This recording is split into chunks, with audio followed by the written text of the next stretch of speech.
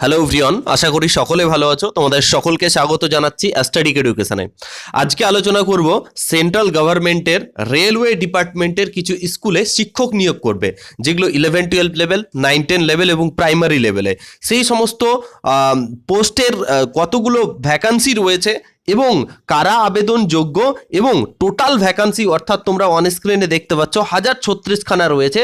Teaching ছাড়াও নন টিচিংও vacancy রয়েছে এবং কোথায় কোথায়, অর্থাৎ ভারতবর্ষের কোন কোন জোনে, রেলওয়ের জোনে ভ্যাকান্সিগুলো আসতে চলেছে, পুরো ডিটেলে এই ভিডিওতে আলোচনা করব। লাস্ট অবধি দেখার অনুরোধ রইল। দেখো, বেসিক্যালি এটা রেলওয়ের আন্ডারে কিছু স্কুলস রয়েছে, সেখানে শিক্ষক বা নন টিচিং স্টাফ নিয়োগ করা হবে। Recruitment of the various post of the ministerial and isolated category, তোমরা দেখতে পাচ্ছ এই ক্যাটাগরিতে রয়েছে। আর এখানে একেবারে স্পষ্ট লিখে দিয়েছে যে applicant are invited from the eligible candidate for the various post of the ministerial and isolated categories in the table below. The last date of the submissions of the applications 6 February 2025, অর্থাৎ ফেব্রুয়ারি মাসের 6 তারিখ last date রয়েছে form apply করার। আর এটা online মোডেই হবে। Form fill up কবে শুরু হবে স্যার? দেখতেই পাচ্ছ 7 তারিখ থেকে, অর্থাৎ আগামীকাল থেকে।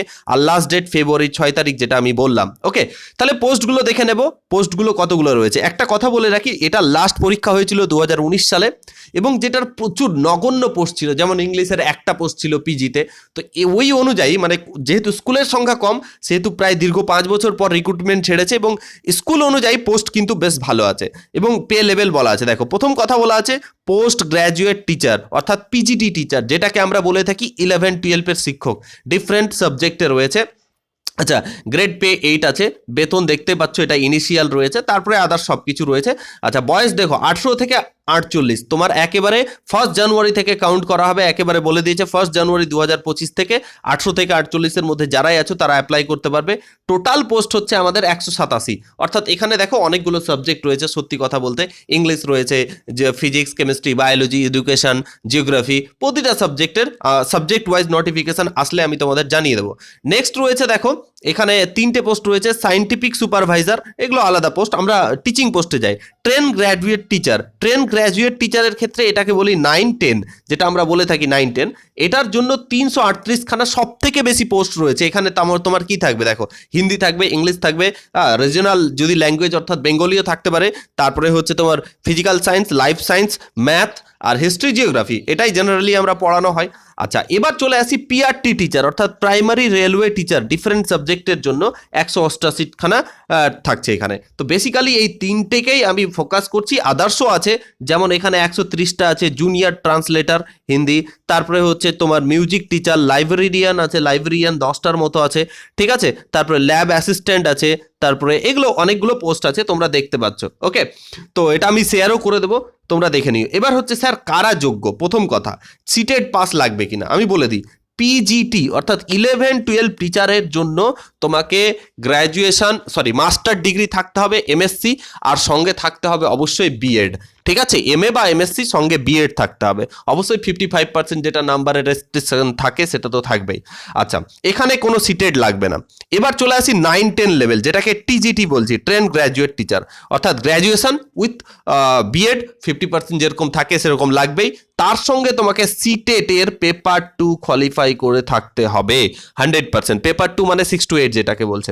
ওকে, এবার চলে আসি প্রাইমারি টিচার। প্রাইমারি টিচারের জন্য তোমাকে ডিএলএড বা বিটিসি যেটাকে বলছো তোমরা, তার সঙ্গে 50% মার্কস তো ওটার তো লাগেই। আর যারা কাস্ট ক্যাটাগরি তারা তো ছাড় পাবে, ডিটেল নোটিফিকেশনে বলে দেওয়া হবে। এবং সিটেড এর পেপার 1 তোমাকে কোয়ালিফাই করে থাকতে হবে।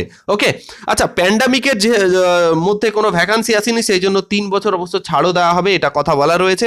আর পুরো ডিটেলসটা অফিসিয়াল ওয়েবসাইটে খুব তাড়াতাড়ি পাবলিশ হয়ে যাবে, সেই জন্য যখনই আসবে তখনই আমি তোমাদের ভিডিও করে জানিয়ে দেবো। তোমরা অবশ্যই চ্যানেলটা সাবস্ক্রাইব করে রেখো।